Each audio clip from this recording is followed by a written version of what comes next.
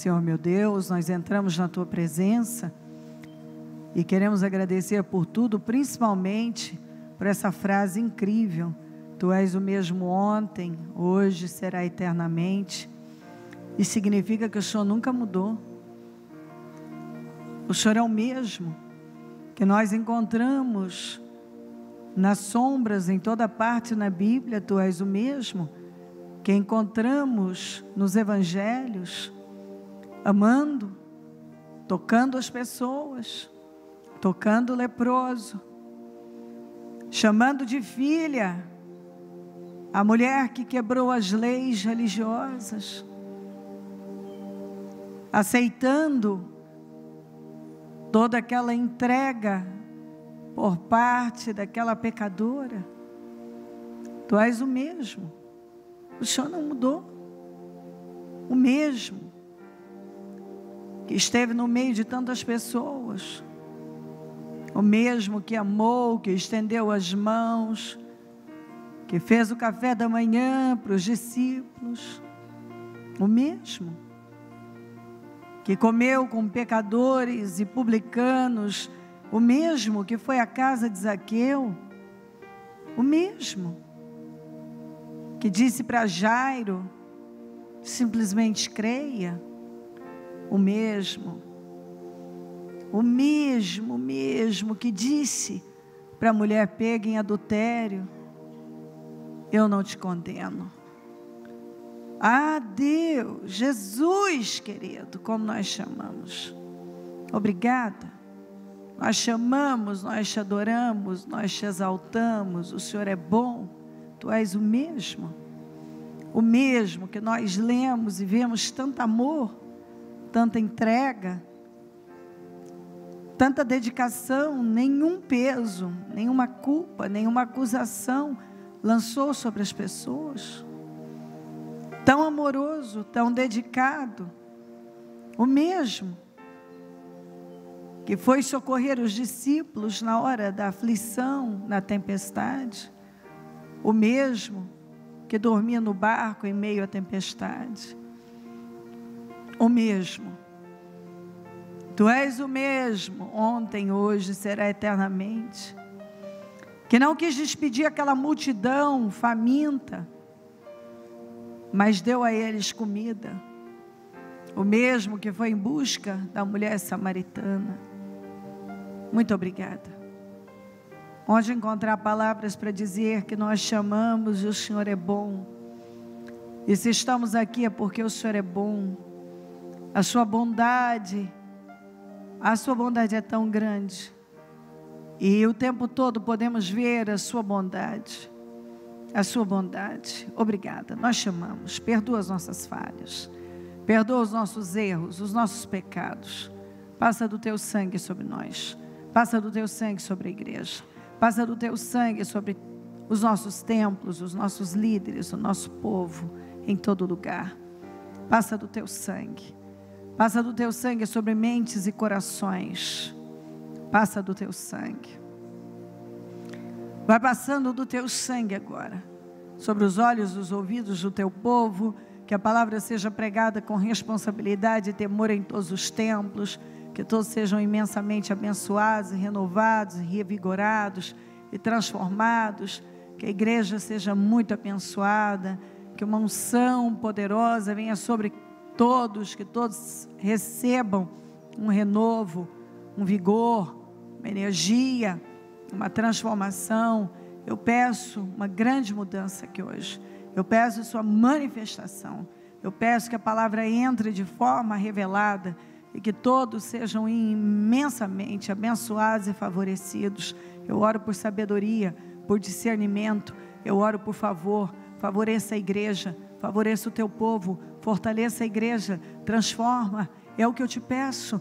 Entra nesse momento, meu Deus, com poder, e vá transformando, renovando mentes, transformando corações, que nenhuma pessoa saia da mesma maneira, mas que uma imensa transformação aconteça aqui nos corações. Eu repreendo todas as obras do mal, setas demoníacas, atuações demoníacas. Eu repreendo agora em nome de Jesus tudo que se levantou contra nós. Eu repreendo agora em nome de Jesus tudo que se levantou para atrapalhar a reunião. Eu repreendo em nome de Jesus para roubar mentes e corações. Eu repreendo em nome de Jesus. O sangue de Jesus tem poder sobre nós. O sangue de Jesus tem poder sobre a igreja. O sangue de Jesus tem poder sobre nossos familiares, nossos lares. O sangue de Jesus tem poder sobre todo o ministério Mudança de Vida. O sangue de Jesus tem poder sobre mentes e corações. Eu consagro esse trabalho ao Senhor. Eu entrego ao Senhor. Eu tomo posse de uma grande reunião. Eu tomo posse de uma noite abençoada. Eu tomo posse de um culto transformador. E que todos recebam. Que a palavra entre de forma clara, revelada e que transforme radicalmente vidas aqui. Eu consagro esse trabalho ao Senhor. Eu entrego. Agradeço pela vida, pela salvação, por esta oportunidade, por todo o bem que tem nos feito, porque o Senhor é bom e nos dá esperança e traz um renovo, um frescor, saber que o Senhor é o mesmo hoje, que foi ontem e será eternamente. Nós chamamos muito. Obrigada, amém. Amém, amém. Estão ligadas as nossas vitórias. Você pega o Espírito. Que Espírito é esse? Diga: eu bebo do Espírito, da palavra profética, para 2017. O Senhor me colocará por cabeça, não por cauda, só estarei por cima, nunca por baixo, em nome de Jesus. Amém? Sentem-se, por favor.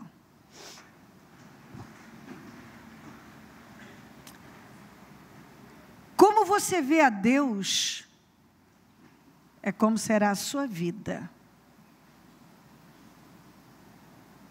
Diga: como eu vejo a Deus, será a minha vida. Às vezes as pessoas acham que conhecem a Deus, mas a verdade é que é o que eu sempre falo. Muita gente crê sim no Jesus que foi à cruz, parece que creem mais quando assistem um filme. Eu me lembro quando Mel Gibson fez aquele filme sobre Jesus, e os cinemas, as salas ficaram lotadas. Nós mesmos lotamos várias salas e fomos com a igreja. Nós vimos as pessoas naquele tempo, elas, foi uma comoção só, todo mundo. Alguns ficaram apenas emocionados, outros até se despertaram mesmo. Mas foi um período em que as pessoas pareciam querer um pouco mais a Deus. Mas, na verdade, o tempo passou, se esqueceram do filme. Continuaram lembrando, bom, Jesus foi à cruz, mas... Ali você vê que ainda não conhecem o Senhor, ainda não estão íntimas dEle, não fizeram dEle o seu melhor amigo, ainda não se relacionam íntima e profundamente com Ele. Isso é triste, porque às vezes uma pessoa pode passar uma vida inteira dentro da igreja, ser até se torna uma cristã, é um cristão, mas ele ainda não conhece o Senhor, ou se volta para Deus quando vê um filme, ou quando vê uma ameaça, quando está num problema, mas depois, tão logo tudo aquilo tranquilize e passe, as coisas são mudadas porque, na verdade, não foi mudado aqui dentro. Então, eu creio que muitas pessoas não conhecem o Deus da Bíblia como devem conhecer. E também, às vezes, até buscam esse Deus pelo que Ele pode fazer, mas não tomaram uma decisão de construir um relacionamento com Ele. Isso é forte e precisa ser visto. Porque como você vê a Deus, é como será a sua vida. A forma que você vê a Deus, assim será a sua vida. É fundamental que você mude a sua mente a respeito de Deus.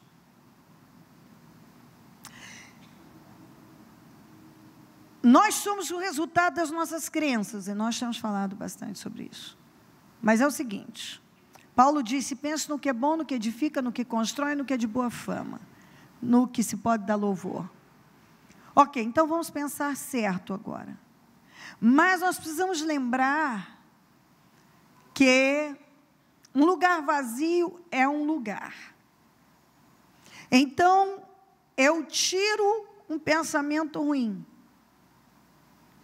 Eu paro de pensar errado.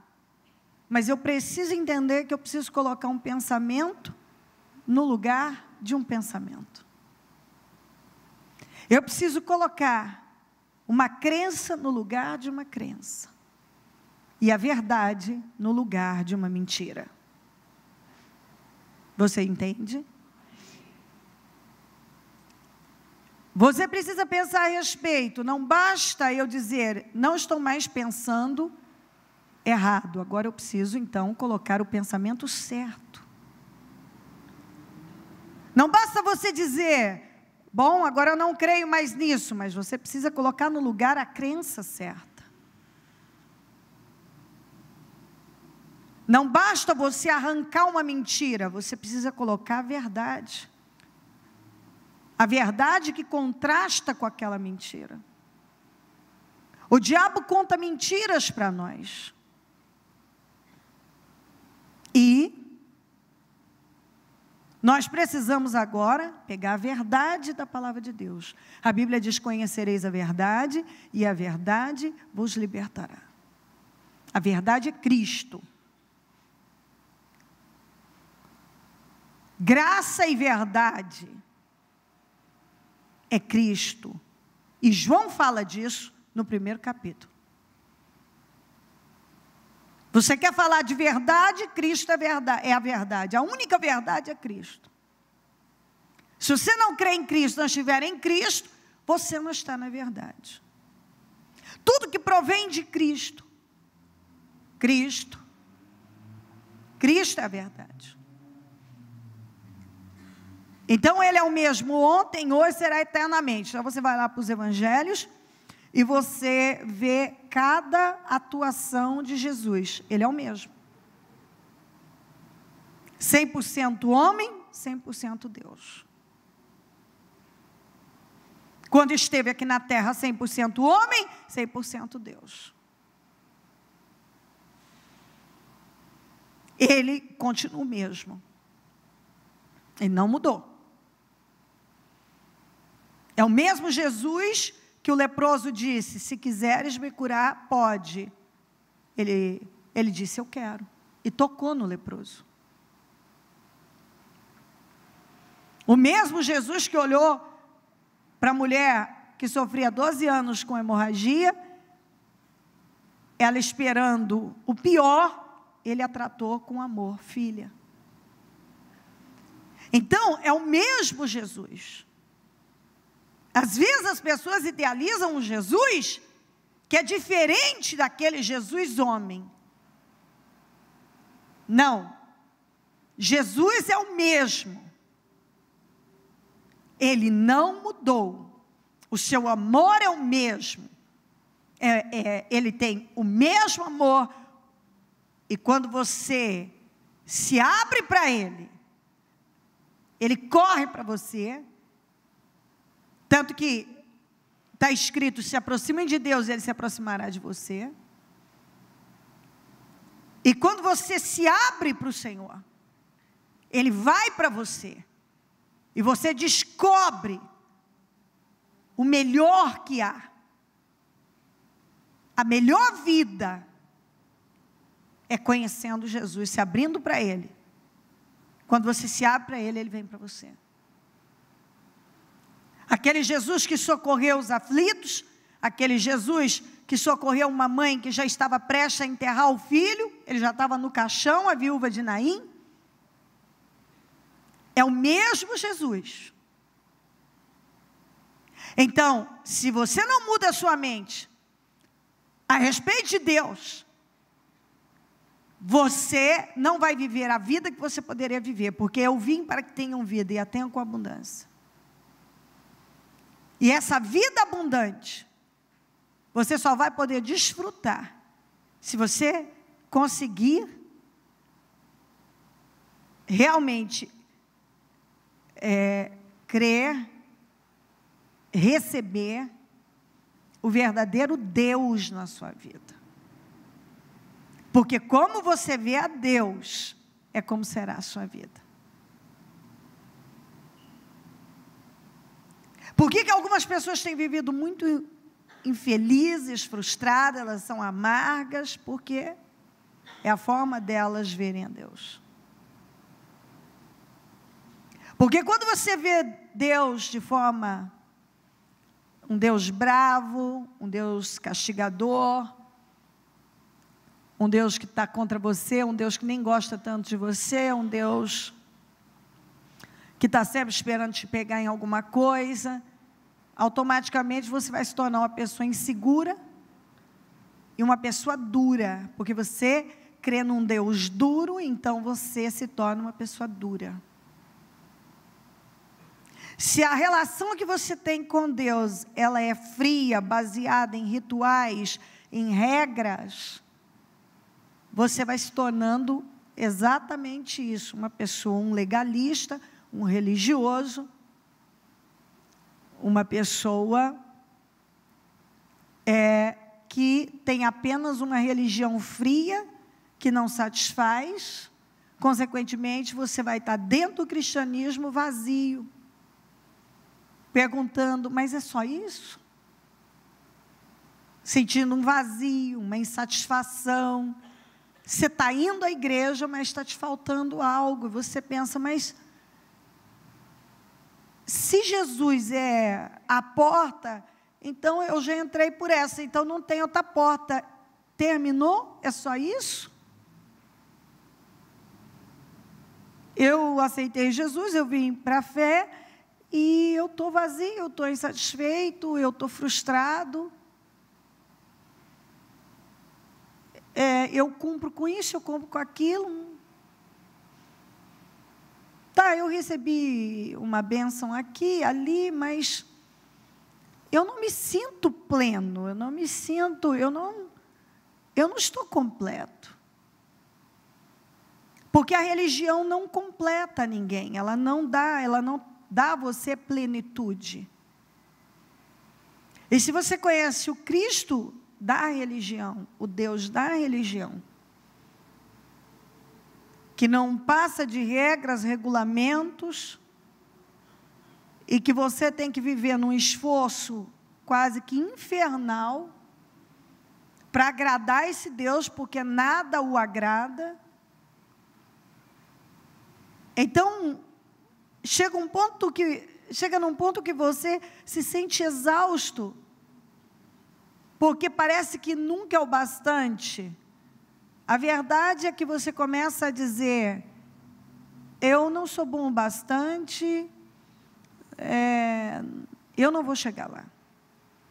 Alguns até desistem.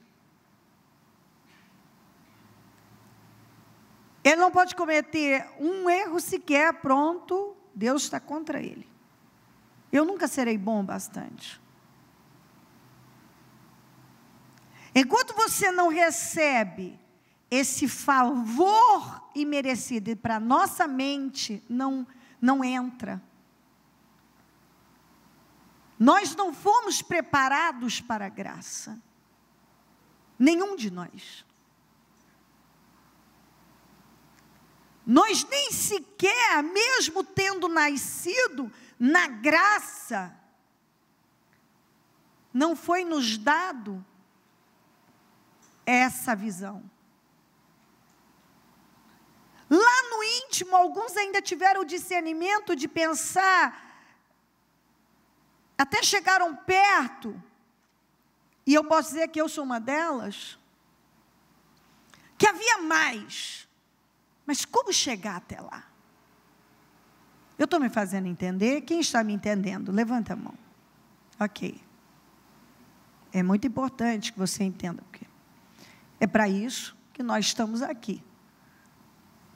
Não é uma reunião fria, vazia, ok, cumpri com a minha obrigação, não entrou nada, não entendi nada, não recebi nada. Não, aí não. Estou perdendo o tempo, você também, todos nós.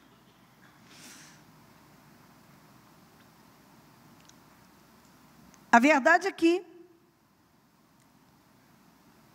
eu, muitas vezes, lá dentro de mim, eu tive o discernimento que havia mais. Mas como chegar lá? Se todo mundo parece falar a mesma língua, então estou eu errada? Que existe mais? Alguns já se conformaram com aquele mundinho pequeno, mas quando há algo maior em você, eu até acredito que Deus, Ele fala com todos com certeza, mas nem todos dão atenção, alguns dão, outros não. Eu posso dizer que eu dei, mas como chegar? Existe mais. Então a nossa mente não foi preparada para uma mentalidade de que eu não mereço nada, e mesmo assim, se eu crer em Jesus, eu recebo. Nós somos criados, espiritualmente falando, educados, para fazer sem cessar. E muitas vezes ouvimos que ainda não era o bastante. Não é isso? Não era o bastante. E às vezes você se sentia num pequeno escorregão, tão frustrado, e pensava, meu pai, aqui estou eu de novo, no mesmo lugar. E à medida que você vai focando em Jesus, e vai tirando os olhos de tudo, e você começa a receber uma visão de Cristo, do amor de Cristo, você volta para os evangelhos, vamos lá, deixa eu ver, se Ele é o mesmo ontem, hoje será eternamente, então, deixa eu ver como Ele agia aqui, bom, então Ele é o mesmo.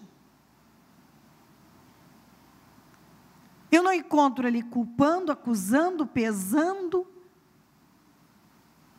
diminuindo, derrubando pessoas, mas levantando. Ele foi um levantador de vidas.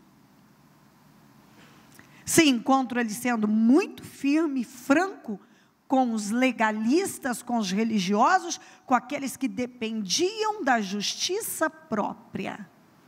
Mas não vejo Ele agindo assim com aqueles que dependeram dEle, unicamente dEle. Não vejo. Em nenhum lugar. Vamos para João 3. Vamos começar do 10, essa passagem de Nicodemos. Disse Jesus, você é mestre em Israel e não entende essas coisas? Por que Jesus disse isso para ele? Ele era mestre, bem conceituado, uma grande autoridade, talvez uma das maiores. Em termos de Bíblia, ele tinha tudo na ponta da língua. Eu não sei se Nicodemos sabia de cor o Pentateuco, mas pode ser. O Pentateuco, que é a Torá, os primeiros 5 livros da Bíblia. Ele sabia tudo. E quando ele foi até o Senhor diz para ele: é necessário que você nasça de novo. Tudo em você precisa nascer de novo. Sua mente tem que nascer de novo, seu coração tem que nascer de novo. Tudo que está dentro de você precisa nascer novamente. Tudo isso precisa morrer e um novo Nicodemos precisa surgir. Agora, você fala isso para uma pessoa que se julga o tal. Alguém que conhece tudo teoricamente sobre Deus. Mas Jesus estava dizendo para ele: você não conhece a Deus. Você conhece tudo sobre Deus, toda a história dos evangelhos, você, do início, da criação, você conhece tudo sobre a lei, você conhece tudo. Toda a história, mas você não conhece Deus. Você precisa nascer de novo. E ele ficou impressionado porque ele não conseguia, não entrava na cabeça dele esse entendimento. E o Senhor disse para ele: você é mestre em Israel e não entende o que eu estou falando com você? Você é mestre, você é mestre. Você ensina as pessoas sobre Deus e você não entende o que eu falo? Porque ali estava um homem entupido até o topo. Ele estava entupido, ele estava cheio de tudo relacionado a Deus. Todas as leis ele tinha na ponta da língua. E aquilo desenvolveu nele uma justiça própria. Eu sou mestre, eu conheço, eu faço tudo, eu cumpro tudo, eu não deixo faltar nada. Então, eu sou um sujeito justo, eu conheço a Deus. Eu faço os meus sacrifícios, eu faço tudo o que eu tenho que fazer. Eu conheço a Deus. Só que ele foi em busca de Jesus, porque a religião dele não o preenchia. Tanto que ele foi escondido, foi à noite, não queria ser visto, porque ele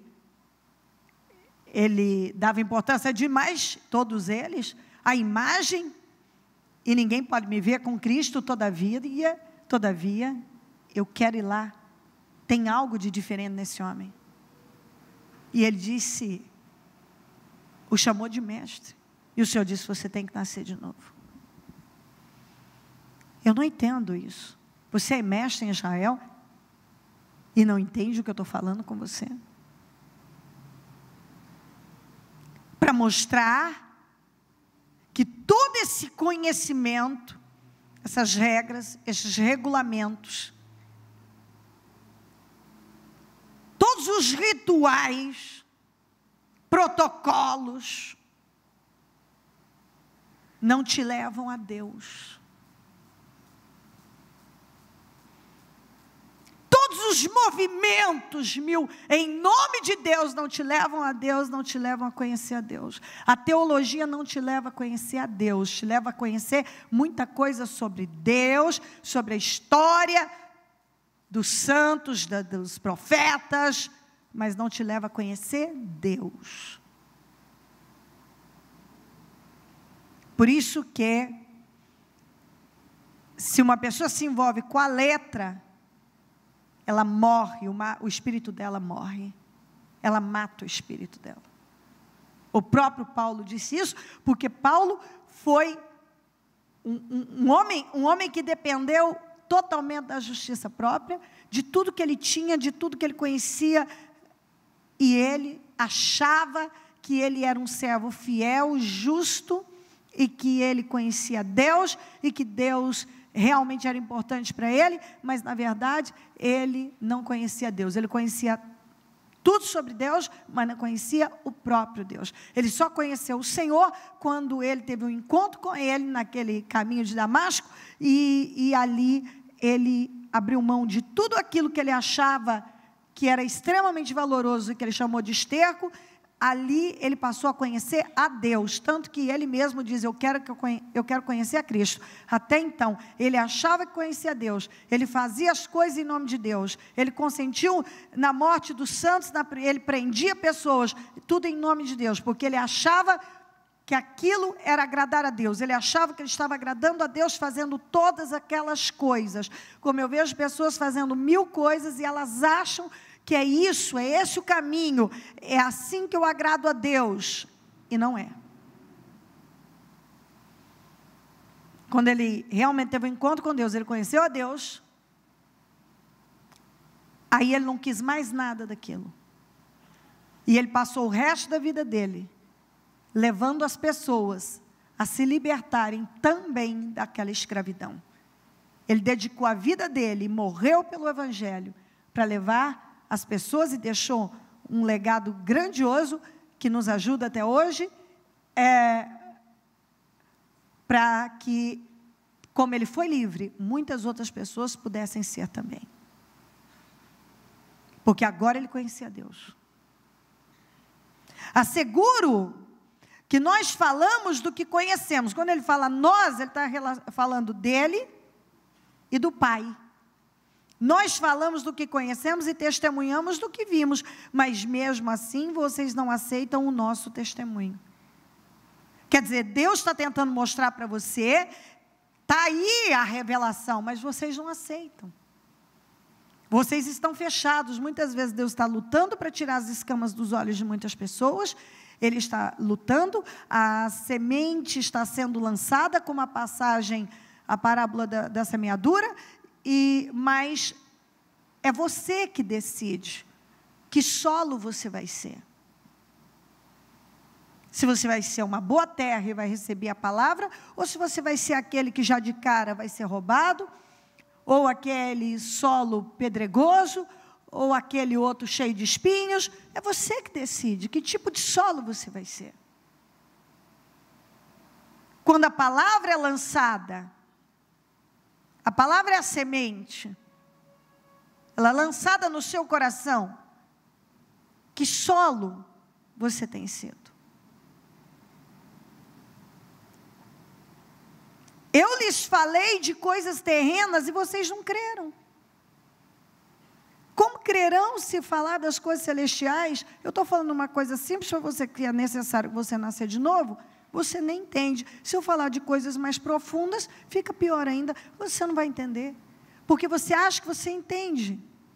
Porque você conhece, ou leu a Bíblia 1, 2 vezes, não sei quantas vezes, porque até fez teologia, você acha que você conhece a Deus, mas você não conhece. Uma coisa mínima, você descobre que a sua mente é fechada. Ninguém jamais subiu ao céu, a não ser aquele que veio do céu, o Filho do Homem, ele está falando dele. Da mesma forma, como Moisés levantou a serpente no deserto, assim também é necessário que o Filho do Homem seja levantado, para que todo que nele crer,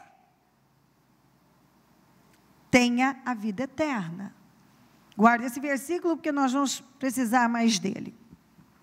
Vou até deixar ele de fora aqui. Eu vou precisar dele. Porque Deus tanto amou o mundo, que deu o seu Filho unigênito, único Filho, para que todo que nele crer, não pereça, mas tenha vida eterna.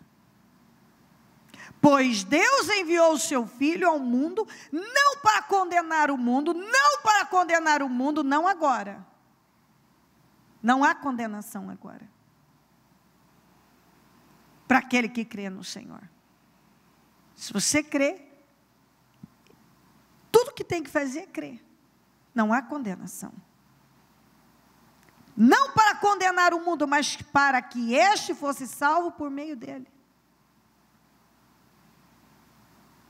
Tanto que eu já li para você a passagem, a profecia de Isaías 61, que ele parou no ano da graça do Senhor e não continuou lendo o ano da vingança do Senhor. Porque agora não é o tempo da vingança, é o tempo da graça. Quem crê não é condenado. Mas quem não crê já está condenado, por não crer no nome do Filho unigênito de Deus. Então, quem será condenado? Os que não creem. Uma pessoa que não crê no Senhor. Se não crê em Jesus, não tem salvação. Não há salvação fora de Jesus. Nenhuma religião que não crê em Jesus Cristo, ou mesmo que creia em Jesus, mas tem coisas que são praticadas, que são contrárias à palavra, então significa que ele crê em parte, ele crê na história do Cristo da cruz, mas não crê na sua palavra. Então, não há salvação. Mas quando uma pessoa crê, eu creio em Deus, você tem que crer em Cristo, na Trindade, o Pai, o Filho e o Espírito Santo. Não existe a palavra Trindade na Bíblia, mas você encontra a junção dos três em toda parte. É o Pai, o Filho e o Espírito Santo. Você tem que crer no Filho. Eu creio no Pai, você crê no Filho. Você crê no Pai, mas se você não crê no Filho, você não é salvo. Você precisa crer em Jesus como Salvador, como aquele que foi na cruz. Está entendendo? Você tem que crer em Jesus. E você tem que manter o seu olhar em Jesus, tem que manter o seu olhar na cruz. Você tem que crer nele. Quando você faz esse comparativo entre João 3 e João 4, você pega a samaritana. Você não vê Jesus dizendo para a samaritana, você tem que nascer de novo. Você vê ele dizendo para o fariseu, o mestre da lei, que ele tinha que nascer de novo. Mas espera aí, teoricamente, o Nicodemos, quem olhava para o Nicodemos e olhava para a samaritana, um contraste violento. Um homem altamente culto, para a sua sociedade santo, no meio em que ele estava santo, justo, e a samaritana, uma imoral, perdida, condenada, sem valor. E para esse homem, que para a sua sociedade, ele era visto como justo, santo, ele disse, você tem que nascer de novo. Para ela, ele não disse isso. Por quê? Porque arrependimento no grego é metanoia. Meta, mudança. Noia, mente. Mudança de mente. Jesus falou com ele aqui, e ele não entendia nada, apesar de conhecer tudo. A mulher vivia uma vida errada. 5 divórcios, agora estava em adultério. E Jesus mudou a rota dele, foi na hora mais quente do dia em Sicar, para poder encontrar com aquela mulher. Pediu água para ela. Você acha que ele estava com sede? Ele não estava com sede. Aquele que multiplicou pães e peixes, a questão não era a água. Simplesmente, ele foi em busca daquela mulher. E ele queria salvar aquela mulher. Quando ele falou da vida errada dela, foi para mostrar para ela o amor dele. Porque se ele não tivesse falado, onde está o seu marido? Não tenho marido. Você falou bem. Você teve 5 e o que você tem agora não é seu. Se ele não tivesse falado que ele sabia quem ela era, ela jamais entenderia o amor dele por ela. Porque ela sabia que a vida dela era errada, tanto que ela foi ao meio-dia, não foi pela manhã, junto com todas as mulheres, porque ela tinha vergonha da vida que ela levava. E ela vivia escondida. E agora, Jesus vem e fala da vida dela e, no entanto, mostra o amor dele por ela. Quando ela recebeu o amor dele, porque foi o que ela recebeu, a mente dela mudou. Ela deixou o cântaro e correu para a cidade e fez uma coisa que ela vivia escondendo a vida dela. Agora ela disse: venham ver o homem que disse tudo que eu tenho feito, a vida errada que eu tenho praticado. Ele não é o Messias? Para ele, naquele dia, para ela e para o cego, foram as duas pessoas que ele se apresentou como Messias. Para uma samaritana com uma vida completamente errada. Ela não dependia da justiça própria, porque ela sabia da vida errada que ela tinha. O Nicodemos julgava que ele nem pecado tinha. Ele dependia da justiça própria. Eu já sou bom, eu não preciso ser perdoado, eu não preciso mudar em nada. Ela sabia que estava tudo errado na vida dela. Tudo errado.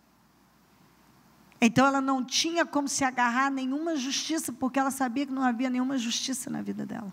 Ela estava fazendo tudo errado mesmo. E quando aquele homem extraordinário chegou até ela e mostrou o amor dele para ela, que ele a amava, ele se abriu ali, ele deu uma abertura, ele mostrou o amor dele por ela. Ela recebeu aquele amor e tudo mudou dentro dela. Porque naquele momento, é certo que ela pensou, sendo a pessoa que eu sou samaritana, os judeus não falam, não gostam dos samaritanos, com a vida errada que eu tenho. Esse homem me amou. Ele é o Messias e ele me amou. Ela recebeu o amor de Deus. E dentro dela, ela sabia que ela não merecia. Mas para o Nicodemos, tudo que ele tinha era por merecimento, porque ele havia conquistado, ele havia feito para chegar até ali, naquele ponto. Ela sabia que ela não merecia nada. Quando ela recebeu aquele amor, ela abraçou e tudo dentro dela mudou. Tanto que ela deixou o cântaro e foi e se tornou uma das maiores evangelistas daquele lugar. Você pode ler, ela ganhou aquela cidade para o Senhor. Porque ela não estava agarrada a nada, ela só se agarrou ao amor de Cristo naquele momento. Porque ela não tinha o que se agarrar. Quem entendeu até aqui? Você entendeu isso aqui? Aí está a graça, aí está um favor imerecido. Apesar do Nicodemos achar que ele não precisava, a mulher tinha certeza que ela não tinha, mas ele achava que ele tinha. Aí está a diferença daquele que agora se relaciona com Deus. É aquele que entende que ainda que ele tenha alguma coisa, na verdade, ele não tem nada, porque as suas justiças são como trapos de imundícia. Ele sempre vai depender de algo que ele não merece. Porque em nenhum momento merecemos. Nós não merecemos nada. Isso é a graça. Isso é Jesus. Jesus é graça. Jesus é a verdade. Então, como você vê a Deus, é como será a sua vida. Se você continua achando que Deus é bom com você, porque você é bom com Ele, você confia na sua justiça própria. Quando você entende que por mais que você faça, nada do que você tenha, você não tem nada realmente bom para oferecer. Tudo que você recebe é por misericórdia, é um favor, você é favorecido, sem merecer nada. Todavia, Ele te dá. Quando você tem esse entendimento, a sua vida muda. Porque agora você entende que você recebe, porque você não tem poder para conquistar nada. E tudo que você conquistar vai ser na carne. Você agora recebe. E não porque você é bom, ou porque você merece, mas porque você creu. Você não viu em nenhum momento, eu li para você, crê. Está aqui, ó. Crê. Eu não li tudo isso aqui? Crê. Você crê. E quando você crê, você recebe. Você crê, você recebe. Você crê. Mas quando você se enche de religiosidade, você também se enche de um legalismo, que você se enche de justiça própria. Aí você cai na condição da parábola do publicano, do fariseu e do publicano. O fariseu orou em voz alta, eu jejuo 2 vezes por semana, eu dou dízimo, eu não cometo adultério, não faço isso, faço aquilo outro, faço isso. Eu não sou como esse miserável publicano. O publicano de cabeça baixa, não conseguia erguer a cabeça, dizia, ele reconhecia, eu sou um pecador, eu não mereço nada, eu sei que eu não mereço, eu sei que eu não mereço.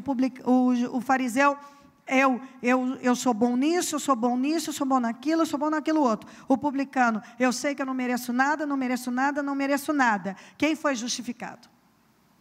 Quem foi abençoado? Quem foi para casa abençoado? O publicano. O publicano foi para casa abençoado. Não o fariseu, porque o fariseu já tinha a sua glória, ele já era bom por ele mesmo, ele não precisava de Deus. Quando você é bom por você mesmo, você não precisa de Deus, você é bom, você fala em nome de Deus, mas alguns falam no nome de Deus, mas ele é bom, ele é carismático, ele é simpático, ele é talentoso, ele é capaz, ele está cheio de coisas. Não é Deus que deu, Deus que o capacitou, Deus que fez aquilo na vida dele, Deus, não, eu, não é Deus, eu. Para parecer bem e mais espiritual, então o Senhor é bom, o Senhor é lindo, o Senhor, mas lá no íntimo, eu sou melhor que você. Eu sou melhor que você, publicano. Eu sou muito melhor que essa pessoa que está lá. Eu sou a pessoa certa para estar lá. Porque eu sou melhor, eu sou mais espiritual, eu sou mais capaz, eu tenho um discernimento que ele não tem, eu tenho uma capacidade que ele não tem, eu tenho um espírito que ele não tem, eu tenho um talento que ele não tem, eu tenho uma espiritualidade que ele não tem. Justiça própria. Fariseu. Porque essas não são as pessoas que Deus quer trabalhar. Não fala que Nicodemos ganhou uma alma, mas fala que a samaritana ganhou uma cidade.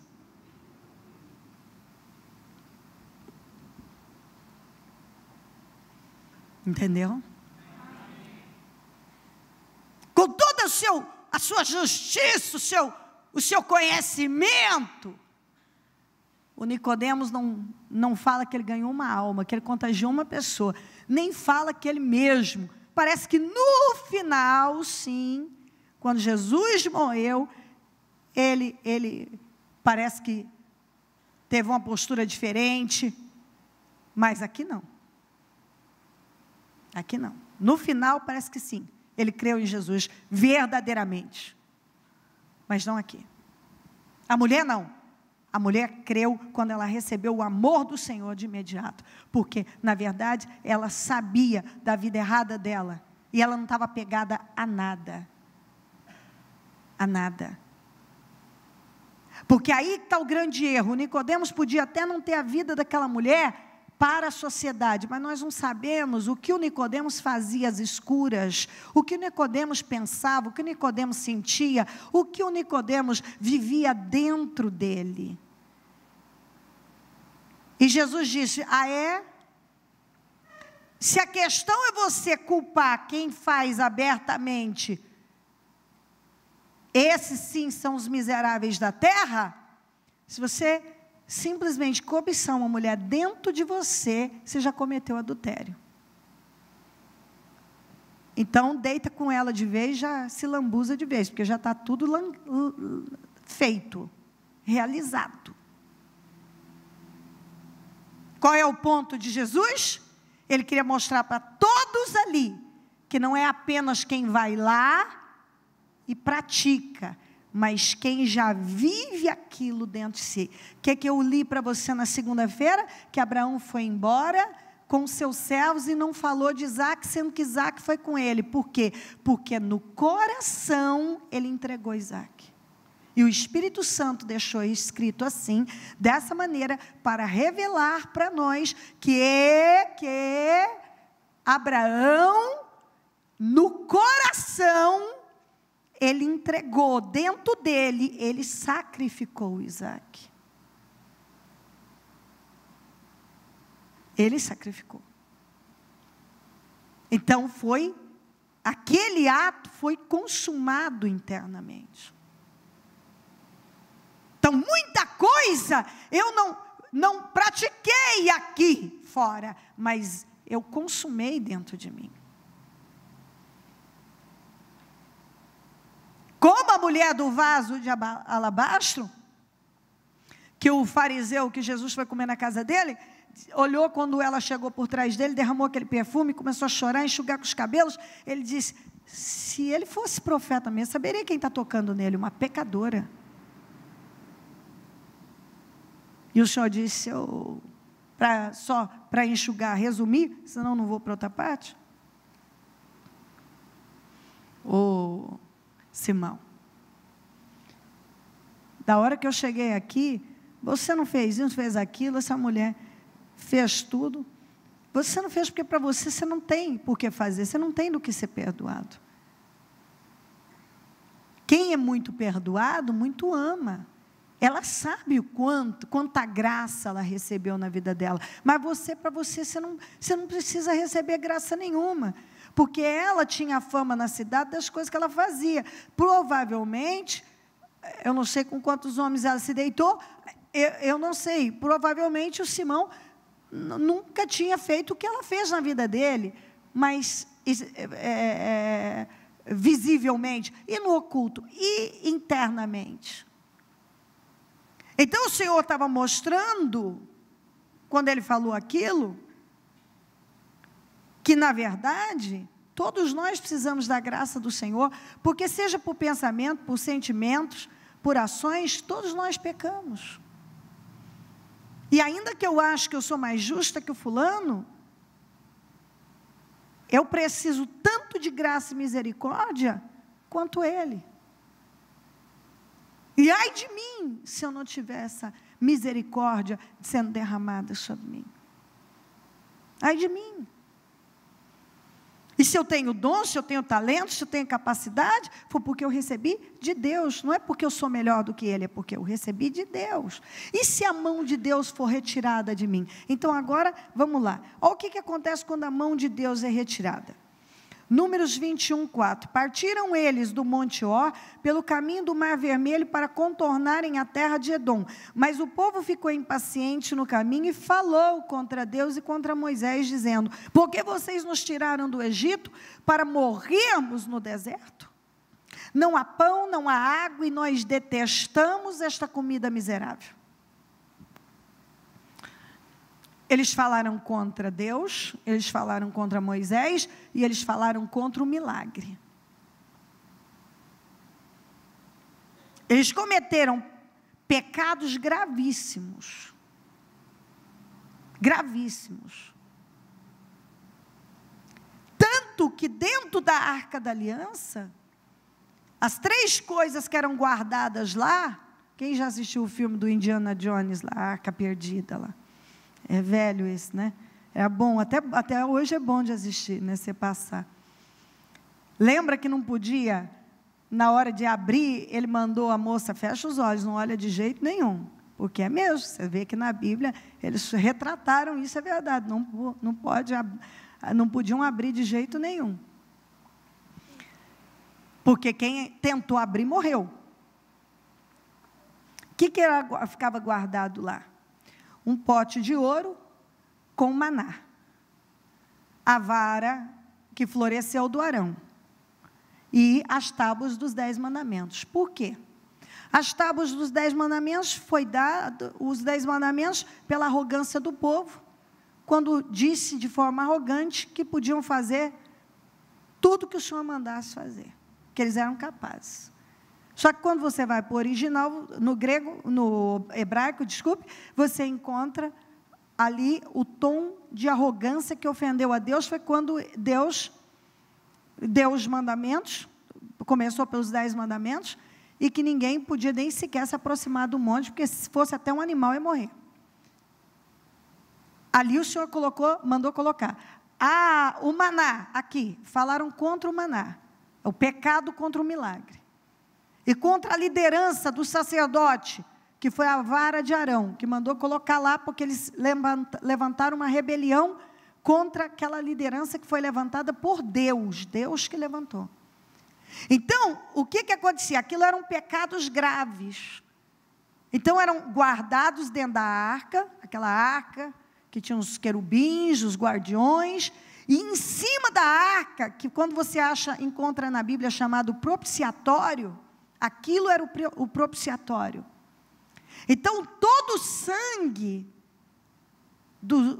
quando era oferecido um sacrifício, era derramado sangue no propiciatório. Porque quando Deus via o sangue, aí eu posso voltar lá para o início, lembra do sangue nos umbrais? Que quando o anjo da morte fosse passar, ele veria, passem do sangue do cordeiro, ele veria o sangue e passaria adiante, e adiante não ia tocar naquelas pessoas. Agora, só tinha pecador no Egito? Não, tinha pecador e muito lá no acampamento, lá onde estavam os israelitas. Lá tinha pecador. Mas Deus disse que ia haver o quê? Ia haver o povo, as famílias. Vamos ver se você lembra. Ele ia ver o quê? Quando o anjo passasse, ele ia ver o quê? O sangue. Ele disse, se tiver o sangue. Então, ele ia olhar para o sangue. Aqui já tem uma mensagem para dias. Que eu falei outro dia. Ele ia olhar para o sangue. Tinha pecador lá. No Egito, mas tinha pecador lá entre Israel. Qual foi a diferença? O sangue. Então, o sangue é que fez diferença. E esse sangue representa Cristo. O sangue é que faz a diferença. Então, quando o sangue do animal era derramado no propiciatório, o Senhor olhava para o sangue. Então, nenhum daqueles pecados tinha poder sobre eles. O povo era abençoado porque o Senhor via o sangue. Ele olhava para o sangue. Agora aqui, eles pecaram, então, falaram contra Deus, contra Moisés e contra o milagre. Sabe quando você recebe um milagre, você queima o milagre, fala mal do milagre? Eles fizeram isso. O que aconteceu? Então o Senhor enviou serpentes, fala enviou, mas no original, o Senhor permitiu serpentes venenosas que morderam o povo e muitos morreram. Agora, deixa eu dizer uma coisa, eles estavam no deserto, aquelas serpentes apareceram do nada? Não, as serpentes, os escorpiões, as aranhas, elas sempre estiveram lá. As serpentes sempre estiveram lá, só que havia um campo de proteção sobre o povo. E quando Deus tirou aquela proteção, o que aconteceu? Elas entraram. Elas entraram. Então, todo mundo depende dessa proteção. Não é porque algumas coisas não têm acontecido na sua vida, que elas não podem acontecer se essa proteção de Deus for tirada. Alguns reclamam por nada, mas Deus tem protegido, tem o sangue do Senhor, e tem, o mal está rondando por aí, mas na sua vida não. Você é poupado, você é cuidado, você é protegido, você ouve histórias macabras acontecendo por aí, mas na sua vida, na sua família tem proteção. E é porque você é bom? Não, é porque Deus é bom com você. Mas quando você acha que é porque você é bom, então deixa eu te mostrar. Tirei a mão. Quando Deus tira a mão, você descobre que você não era bom.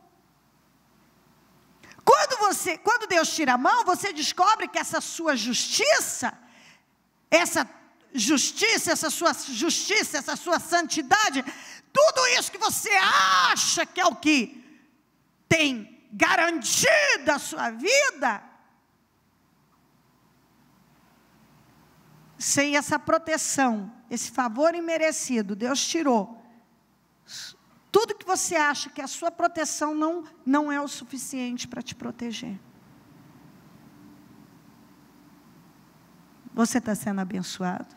Amém. Está recebendo? Amém. Quem está entendendo? Amém. Nossa, vocês são demais. Ô povo inteligente. Uau. Muito fácil pregar para vocês. Acho que vou até tirar umas férias, porque vocês nem estão precisando mais de mim. Oh, meu Deus.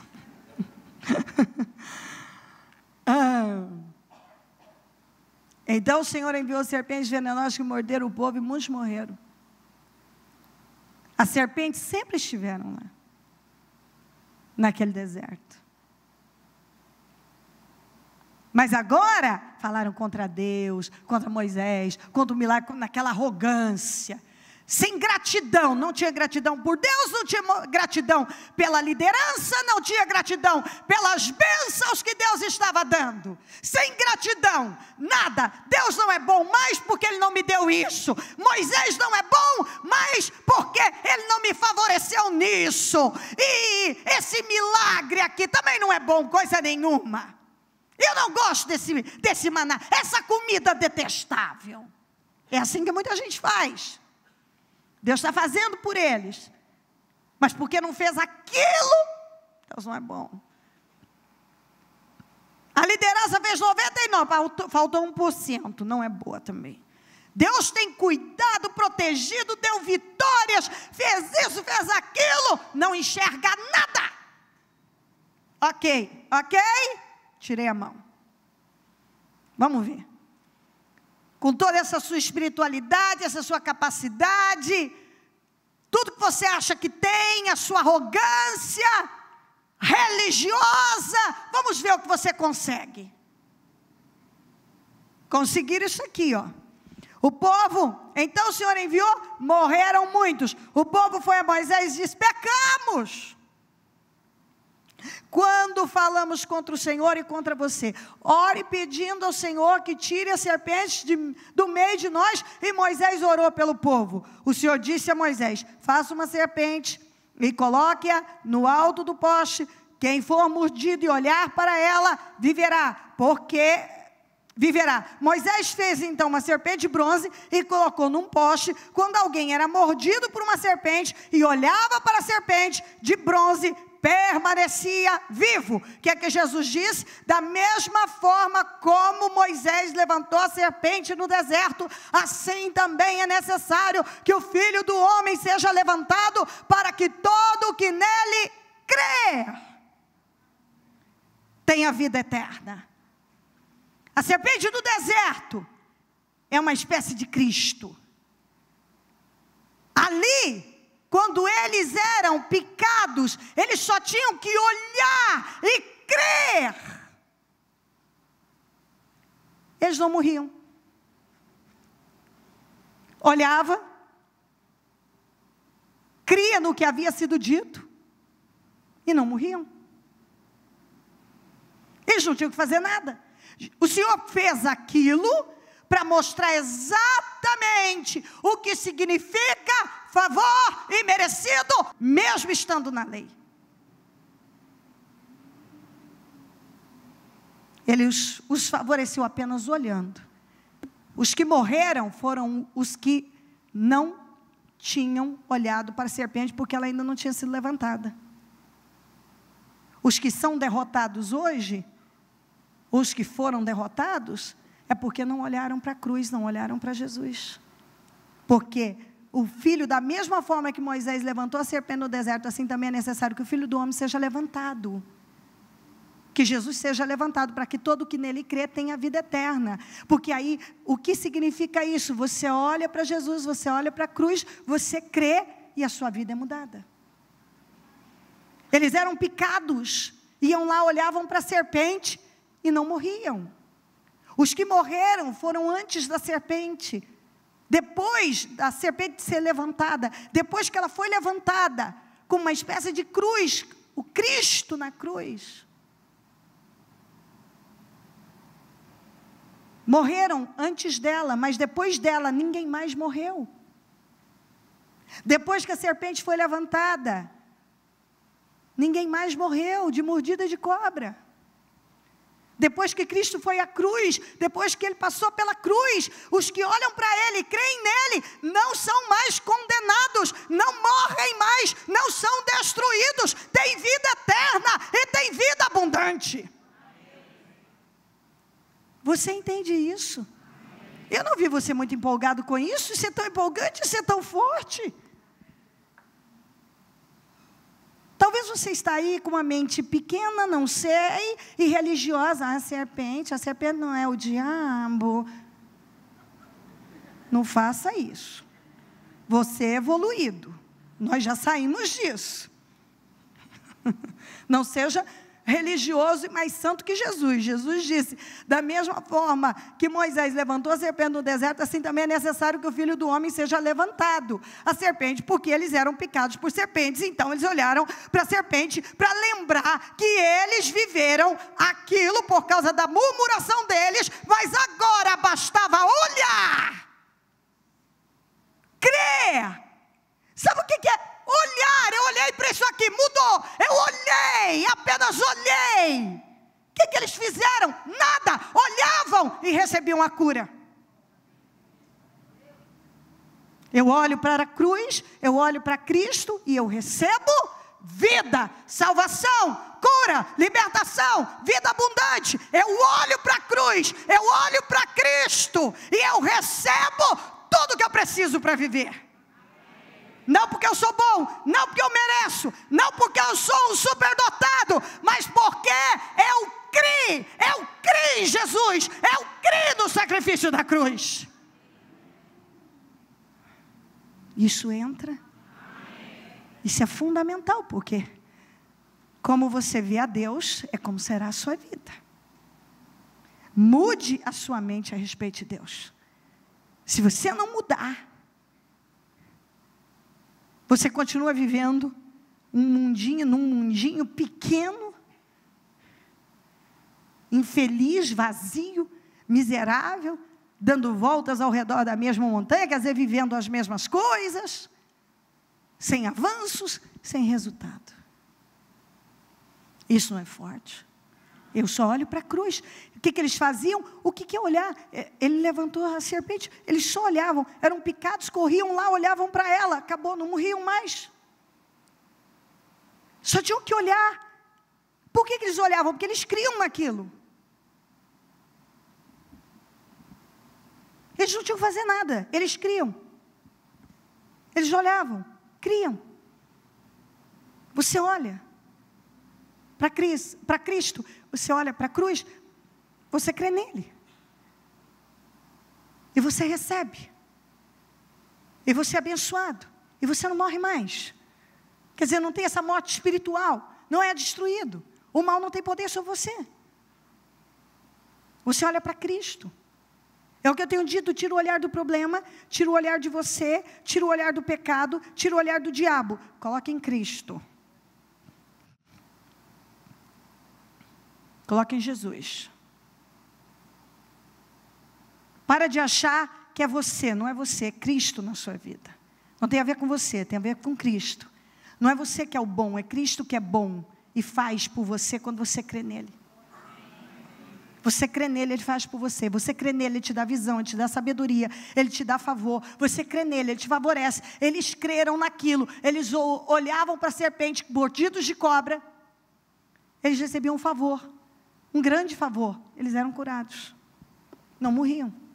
Os que morreram foi antes da serpente ser levantada. Antes de nós olharmos para a cruz, antes de nós recebermos Jesus como nosso Salvador, nós estávamos morrendo aos poucos, e muitos morreram porque não olharam para a cruz. Mas quando nós olhamos para Jesus, ainda que nós venhamos a dormir aqui, vamos viver eternamente com Ele, mas enquanto estivermos aqui, teremos uma vida abençoada, seremos guardados e protegidos, vamos desfrutar do favor do Senhor. E mesmo aqueles que às vezes não estão vendo nada, está aqui a grande lição. As serpentes sempre estiveram lá. Sempre. Só que aquelas serpentes não podiam entrar no acampamento e não podiam tocar no povo. Mas quando eles foram arrogantes e falaram contra Deus, contra Moisés e contra o milagre, ok, vamos ver o que vocês conseguem. Conseguiram mortes e mortes, porque é isso. Na sua própria justiça, por sua conta, você vai conseguir uma destruição danada, como você vê a vida de muita gente, que sai por aí nas obras da carne, fazendo as coisas ao seu próprio modo.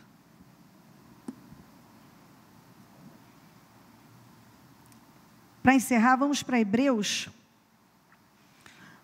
12, 1 a 3. Eu vou ler na Almeida, mas talvez pegue alguma coisa da NVI. Portanto, nós também, pois que estamos rodeados de uma tão grande nuvem de testemunhas. Qual é essa nuvem de testemunhas? Vai para Hebreus 11 e você vê a quantidade, a galeria dos heróis da fé, todas as testemunhas, todas as que testemunharam, todas as que viveram a glória, todos aqueles heróis da fé. Deixemos, então, nós estamos rodeados. Olha quanta gente que pela fé venceu. Pela fé, pela fé, pela fé, pela fé, pela fé, pela fé. Você vê lá, pela fé, não é? Leia Hebreus 11, pela fé, pela fé, pela fé, pela fé, pela fé, pela fé. Tudo pela fé. Creram, creram, creram, creram, creram.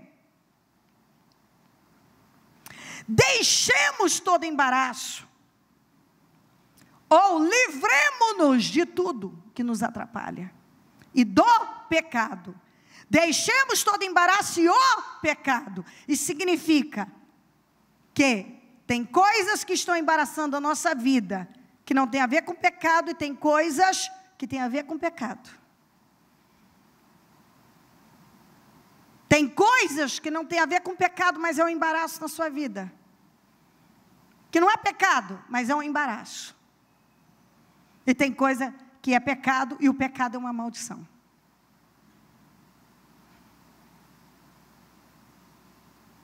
Deixemos todo o embaraço e o pecado, que tão de perto nos rodeia, e corramos com paciência ou com perseverança a carreira que nos está proposta ou que nos foi proposta. Eu preciso parar e tirar da minha vida esses embaraços, tirar o meu foco de tudo isso e de pecado e focalizar Cristo e correr a carreira que me foi proposta. Eu preciso correr para Cristo, eu preciso focar Cristo, tanto que ele continua olhando para Jesus. Ou eu gosto muito da forma que está aqui, isso na Almeida, olhando para Jesus, autor e consumador da fé, tendo os olhos fitos em Jesus, na NVI, autor e consumador da fé. O meu olhar tem que estar em Jesus, que é o autor e consumador da minha fé. Eu creio nele, eu olho para ele, porque é nele que tudo será consumado. Ele disse na cruz, antes de dizer: Pai, eu entrego o meu espírito, está consumado. Quer dizer, tudo que precisava fazer, eu fiz. Tudo. Eu fui julgado, Jesus foi julgado, para que você não fosse. Nós. Ele passou por coisas para que nós não tenhamos que passar. Ele viu coisas para que você não tenha que viver.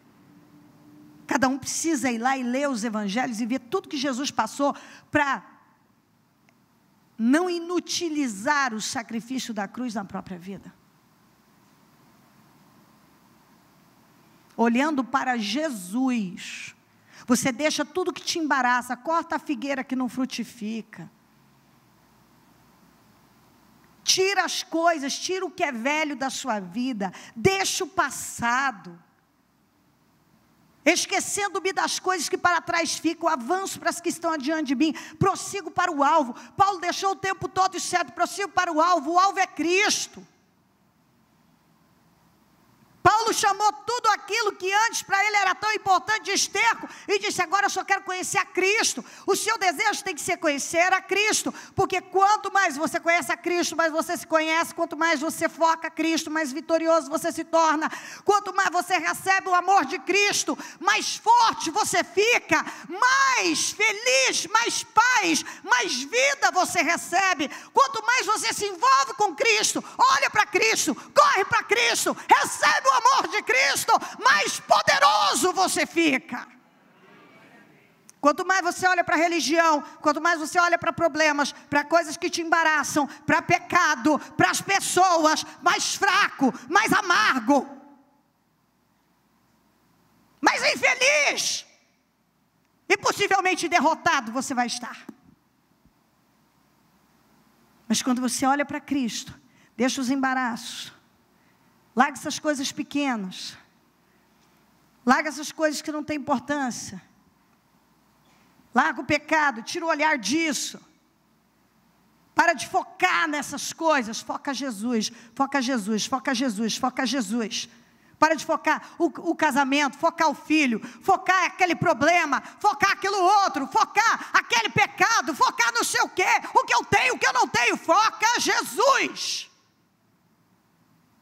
Você foca Jesus, você se envolve com Ele, você o adora, você busca por Ele, você coloca as coisas diante dEle, você crê nele, você lê lá tudo que Ele fez, e você lembra, Ele é o mesmo, Ele não mudou, mesmo ontem, hoje, será eternamente. Foca Jesus, olhando para Jesus, autor e consumador da fé, o qual pelo gozo, pela alegria, deixa eu voltar para a NVI,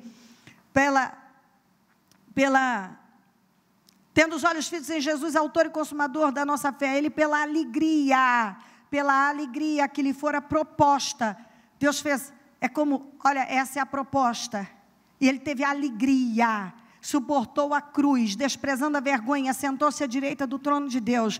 Ele teve alegria em vir, em suportar a cruz, para nos resgatar, e pagar toda a dívida que Adão contraiu para com Deus. A vergonha que ele fez Deus passar, cedendo para o diabo. Assentou-se à direita de Deus. Por que ele assentou-se à direita de Deus? É o lado da justiça. Você fala com Jesus, chega a Deus. Ele é o mediador. Você fala com Jesus, chega a Deus. Você fala com Cristo. Ele é o seu advogado. Ele é o seu defensor. O diabo é um terrível de um promotor, de acusação. Ele acusa, acusa, acusa. Jesus não. Jesus não acusa, não condena, não culpa, não pesa, não derruba as pessoas. Deus não está contra o Senhor Jesus, não está contra você, não virou contra você. Ele não te rejeita. Lembra da mulher samaritana?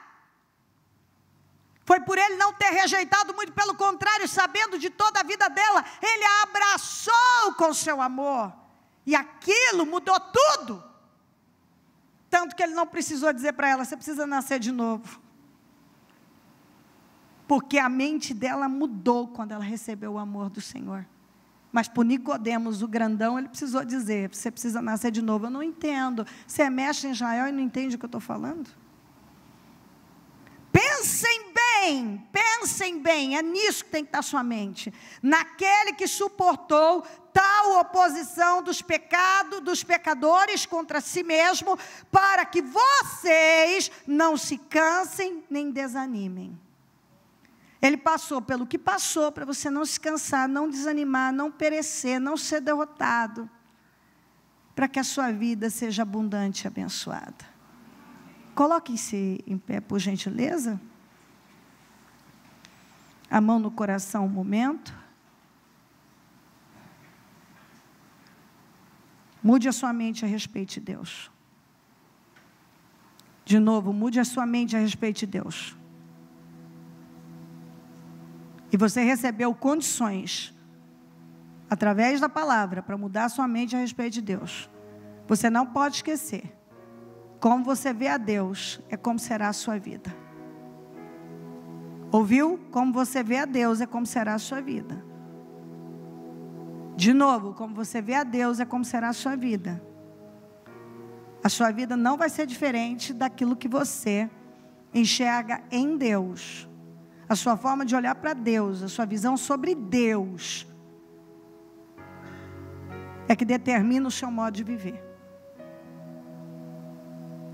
E Jesus é o quê? Ele é amor, Ele é consolador, Ele é o nosso mediador, é o nosso advogado. Ele é que nos defende, Ele nos cuida, Ele nos protege, Ele não nos pesa, Ele não nos derruba. Então, quando você entende que o Senhor é assim, você recebe na sua vida. Você lembra que eles eram picados pela serpente. Nós somos muitas vezes picados por muitas coisas, mas se nós olhamos para Jesus, aquele veneno não tem poder sobre nós. Às vezes alguém vem e te ofende, pica você, ofende você, mas se você olha o quanto Jesus foi ofendido, aquilo não tem mais poder sobre você. O quanto ele foi massacrado, aquilo não tem mais poder sobre você.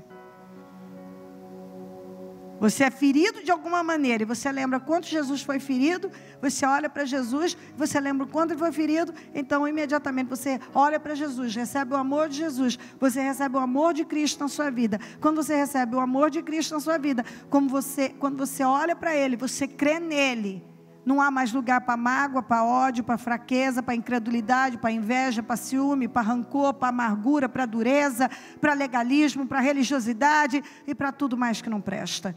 Ó Espírito Santo, eu oro nesse momento, para que cada um tenha se vestido dessa palavra, que essa palavra tenha sido transformadora para a vida dessa pessoa, meu Deus. Ó Deus, quando a pessoa se abre, o Senhor corre para ela, passa do teu sangue sobre ela. Eu ordeno nesse momento que todo bloqueio, toda religiosidade, toda cegueira, todo legalismo sejam tirados agora em nome de Jesus. Tudo que oprime a vida dessa pessoa, que a afasta do Senhor, eu repreendo agora em nome de Jesus. Toda cegueira, eu repreendo em nome de Jesus, que ela tenha a visão certa do Senhor, que ela o receba nesse momento, que ela veja como ela deve ver, que ela te conheça, que a mente dela esteja sendo mudada a respeito do Senhor. Meu Deus, que ela possa ver o Senhor da maneira certa, como ele está aprendendo, porque como uma pessoa vê o Senhor, é como será a vida dela. Então que ela veja o Senhor como Deus poderoso, amoroso, o Deus presente, não um Deus vingativo, castigador, um Deus mau, um Deus que pesa, um Deus que derruba, mas um Deus amoroso, ó meu Deus, e que nos favorece, sem merecermos, porque nenhum de nós merecemos. Ajuda o teu povo a se aproximar do Senhor agora. Ajuda essa pessoa a ter um encontro com o Senhor verdadeiramente, a se aproximar do Senhor, a te conhecer, não conhecer sobre o Senhor, conhecer o Senhor. Conhecer o Senhor, não conhecer, meu Deus, histórias, mas conhecer o Senhor, ter intimidade com o Senhor, que o coração dela esteja sendo aberto, que ela esteja sendo abraçada agora, que ela receba o seu amor como a samaritana recebeu agora, que ela possa, meu Deus, sair daqui transformada como a samaritana saiu, e que ela seja essa pessoa um grande representante do Senhor, um ganhador de almas, uma pessoa extraordinária. Ó meu Deus, por onde ela passar, onde ela pisar, que ela leve vida, que vidas sejam transformadas, porque agora ela tem o amor do Senhor. Ela sempre, na verdade, ela sempre teve, mas talvez não via e não abraçava na vida dela. Mas a partir do momento que a mente muda a respeito do Senhor, nós abraçamos o seu amor, nós abraçamos o Senhor, nós recebemos, nós enxergamos essa graça, esse favor que não merecemos, ó Santo de Israel. Eu oro para que cada um nesse momento esteja, Senhor, recebendo, que isso esteja mudando radicalmente a vida de cada pessoa, que a vida de cada um esteja sendo mudada de tal forma que nenhum mais consiga viver da mesma forma. Ó Deus, rasga o seu coração para o Senhor antes de você ir embora. E toma uma decisão na sua vida.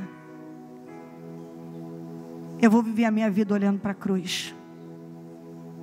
Eu vou receber o amor do Senhor na minha vida. Eu vou olhar para o autor e consumador da minha fé. Eu não vou mais viver uma religião fria e vazia. Eu vou viver, a partir de hoje, esse amor na minha vida, essa paz. Eu tomo posse dessa renovação na minha mente. Eu tomo posse, meu Deus, de uma visão completamente diferente. Eu saio dessa reunião para viver de forma diferente, sem incredulidade, sem dúvida, sem peso, sem culpa, sem condenação, sem amargura, sem legalismo, sem religiosidade, sem cobranças. Eu saio daqui focada no Senhor. Eu vou olhar para o Senhor, porque eu sei que se eu olho para o Senhor, nenhum veneno, o veneno do diabo, nenhuma atuação demoníaca tem poder de me destruir mais. Nenhuma serpente mais, qualquer coisa que queira me picar, não tem mais poder para me destruir. Porque agora eu estou olhando para o Senhor, eu estou olhando para a cruz, eu estou olhando para onde eu tenho que olhar. Eu passei a minha vida olhando para muitas coisas, agora eu vou olhar só para o Senhor. Eu olhei para muitos lados e para muitas coisas, para muitas situações, agora eu vou olhar para o Senhor. Eu vou olhar para o Senhor, eu vou olhar para o Senhor. Meu Pai, que cada um se vista dessa palavra e que ela tenha sido transformadora. E que nenhum consiga viver da mesma maneira, mas simplesmente que cada um olhe para a cruz, para o autor e consumador da fé. Que todos olhem para o Senhor, olhem para o Senhor, olhem para o Senhor, olhem para o Senhor. E recebam, meu Deus, toda a graça, todo o favor, todo o amor, em nome de Jesus. Em nome de Jesus Cristo. Obrigada por essa reunião, obrigada por essa mensagem. Obrigada, meu Deus, pelos resultados que eu creio que nós atingimos. Porque essa é a minha fé. Que nenhum sai da mesma maneira que entrou. Essa é a minha fé. Essa é a minha fé. Eu creio nisso. Em nome de Jesus. Obrigada por tudo, amém. Amém, amém.